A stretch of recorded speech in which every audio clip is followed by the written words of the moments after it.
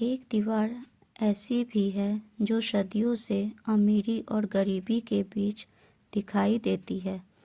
यह कहानी ऐसी ही दो दोस्तों की जीवन कहानी है। शहर से 30 किलोमीटर दूर एक गांव में दो दोस्त राज और नवीन रहा करते थे। दोनों में बचपन से ही काफ़ी दोस्ती थी। साथ स्कूल जाना, खेलना, गप्पे लड़ाना आदि काम साथ में ही किया करते थे। राज के पिता एक ईमानदार व्यक्ति थे तथा छोटी सी दुकान चलाते थे। दूसरी तरफ नवीन अमीर वर्ग से ताल्लुकात रखता था। उसके घर पर हमेशा बड़ी बड़ी गाड़ियाँ लगी होती थी। आए दिन लोगों का तांता लगा होता था। प्राथमिक स्तर की पढ़ाई खत्म होते ही नवीन के पिता ने उसे देहरादून के एक प्रतिष्ठित विद्यालय में दाखिला करा दिया। यह सुनकर नवीन ने राज तथा उसके पिता से उसे भी साथ पढ़ने के लिए देहरादून भेजने का अनुरोध करने लगे। राज के पिता ने नवीन को कहा कि बेटा, हमारे पास इतना रुपये नहीं है कि तुम्हारे इस इच्छा को पूरा कर सकूं, लेकिन मैं इतना ज़रूर कर सकता हूँ कि तुम्हारे पिता अगर हॉस्टल के फीस में मदद कर दे तो मैं ज़रूर राज को तुम्हारे साथ पढ़ने भेज दूँगा। नवीन खुशी से उछल पड़ा। वह दौड़ते हुए अपने घर गया और माँ से कहा, माँ, राज भी मेरे साथ देहरादून पढ़ने जाएगा, लेकिन अगर पापा स्कूल की फीस में मदद कर दे तो। माँ, मैं बहुत खुश हूँ। अब हम दोनों दोस्त फिर से एक ही स्कूल में पढ़ेंगे, साथ खेलेंगे, साथ रहेंगे। अब तक तो हम दोनों रात को अपने अपने घर पर ही रहते थे, लेकिन अब तो ऐसा नहीं होगा ना माँ। हम दोनों तो हॉस्टल में 24 घंटे दिन रात साथ रहेंगे और खूब पढ़ेंगे। देखना, हम दोनों मिलकर जब छुट्टियों में गांव हम दोनों से चिढ़ जाएंगे, है ना माँ? माँ चुपचाप अपने बेटे की कौतूहलता वाणी को सुन रही थी। माँ कोई जवाब नहीं दे सकी। माँ मन ही मन कुछ सोचने लगी और बेटे को अपने सीने से लगाकर उसके माथे को सहलाने लगी। बेटे ने जिज्ञासावश पुनः बोला, माँ, तुम कुछ नहीं बोल रही हो। क्या तुम राज को मेरे साथ देहरादून जाने से खुश नहीं होगे? बोलो ना माँ, क्यों चुपचाप हो? बेटे नवीन ने माँ के हाथों को झकझोरते हुए कहा। माँ भी क्या जवाब देती अपने नवीन बेटे को।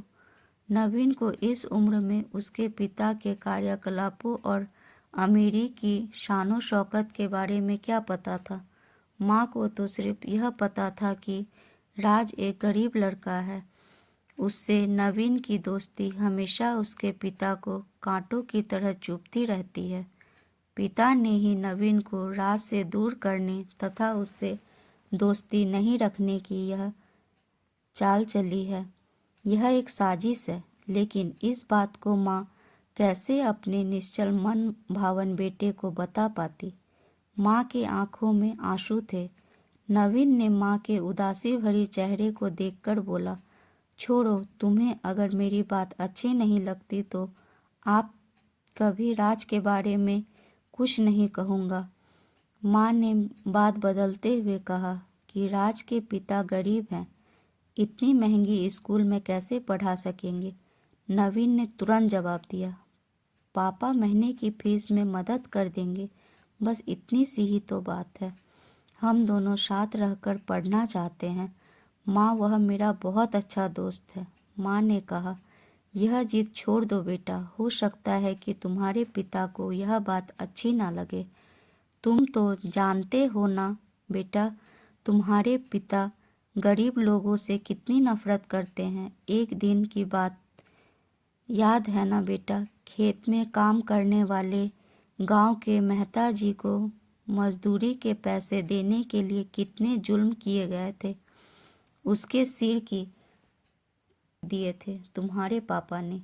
इसलिए बेटा जिद ना करो। मुझे लगता है कि इस बात को सुनकर पापा गुस्सा करेंगे।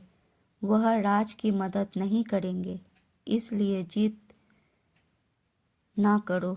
रात में नवीन ने कुछ भी नहीं खाया। वह बिस्तर पर सोने की कोशिश करने लगा, लेकिन उसे नींद नहीं आ रही थी। उसे अपने माँ का गुस्सा आ रहा था।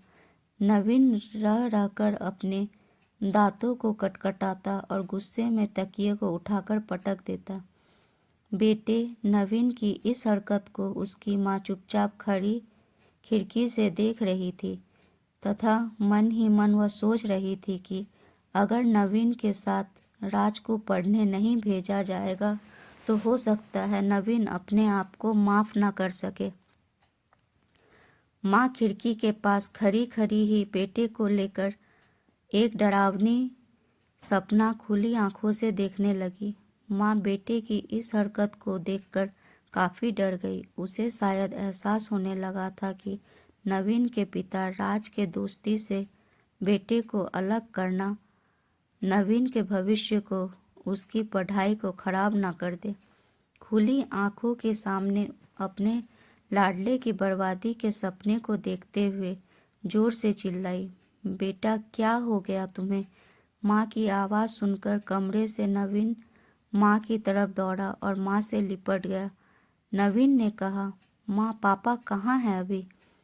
माँ ने कहा, बड़े महल के छत पर बड़े लोगों के साथ खा पी रहे हैं। उन्हें तुम्हारे अरमानों की चिंता कहाँ है? अगर तुम्हारी फिक्र उन्हें बस यही कि तुम बड़े शहर के सबसे अमीर स्कूल में पढ़ने जाओ, उन्हें अपने बेटे के जान से बढ़कर दोस्ती की क्या खबर है? उनके लिए तो बस अमीरी और गरीबी के बीच लंबी सी दीवार दिखती है।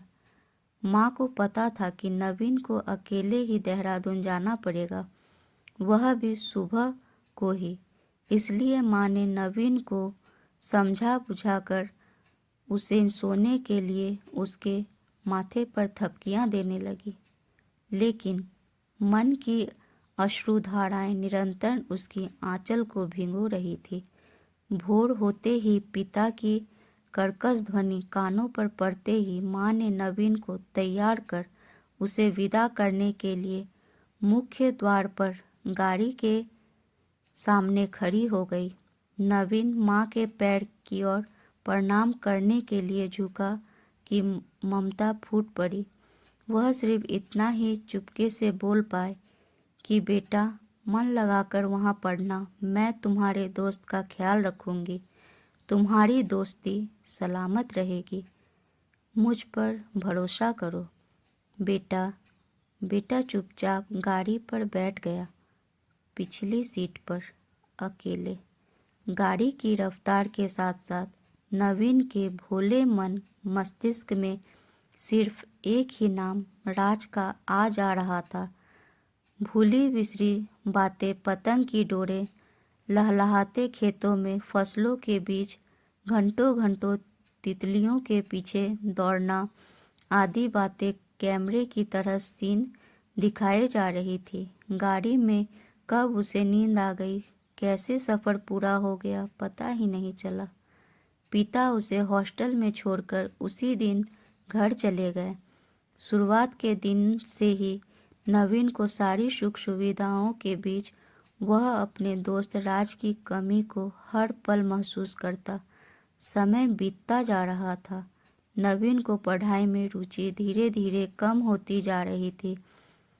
किसी तरह वह 8वीं तक की पढ़ाई पूरी की। 2 वर्ष के दरमियान नवीन को नए नए शहरों की सैर कराई गई, लेकिन उसे कहीं भी मन नहीं लगता। इस तरह हर वक्त बीतने लगा। 10वीं की परीक्षा की तैयारी में मन को लगाने लगा। शिक्षक नवीन की पढ़ाई को लेकर चिंतित थे कि आखिर नवीन 10वीं की परीक्षा के लिए गंभीर क्यों नहीं है। शिक्षकों की मेहनत मार्गदर्शन से वह परीक्षा में दूसरा स्थान प्राप्त किया। पिता अब उसे दिल्ली के एक अच्छे प्राइवेट कॉलेज में दाखिला दिला दिए। इधर राज 10वीं में अपने स्कूल का टॉपर बनकर अपने स्कूल तथा पिता का नाम रोशन किया। वह अच्छे नंबरों से प्रवेश परीक्षा पास कर बीटेक के लिए सरकारी कॉलेज में पढ़ाई करने लगा। चौथे वर्ष राज इंजीनियर बनकर प्लेसमेंट पर अच्छी खासी रकम पर जॉब हासिल कर लिया, जबकि नवीन दिल्ली के महंगे फीस वाली कॉलेज में भी उसका मन नहीं लग रहा था। हमेशा वो बचपन के दोस्त राज को याद करता। वह पिता से नफरत करने लगा था, इसलिए वह संकीर्णता और जाने लगा। नवीन कभी अपने पिता के बारे में सोचता तो कभी राज के पिता उसे उनकी तुलना करता। वह किसी से ना ही बात करता और ना ही किसी के पास बैठना चाहता। अब नवीन की उम्र 20 वर्ष की होने वाली थी, इसलिए उसके पिता ने 20वीं जन्मदिन के उपलक्ष्य पर बहुत बड़ी भोज का आयोजन किया। नवीन अपने घर वापस आने की खुशी में पागल हुआ जा रहा था कि अब मैं राज से मिल सकूंगा। वह भी बहुत खुश होगा मुझे देखकर।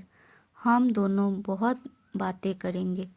लेकिन जब वह गांव लौटा तो पता चला कि उसके पिता ने उसके जाते ही उसकी जमीन को हड़प कर उन लोगों को गांव छोड़ने के लिए मजबूर कर दिया था। उसी दिन राज के पिता ने नवीन के पिता को कहा था कि एक दिन मेरा राज इस गांव में राज करने वापस आएगा। यह बात राज के मन मस्तिष्क पर अमिट छाप छोड़ी और राज ने उसी समय से नवीन के पिता की तरह अमीर बनने का जुनून सवार हो गया।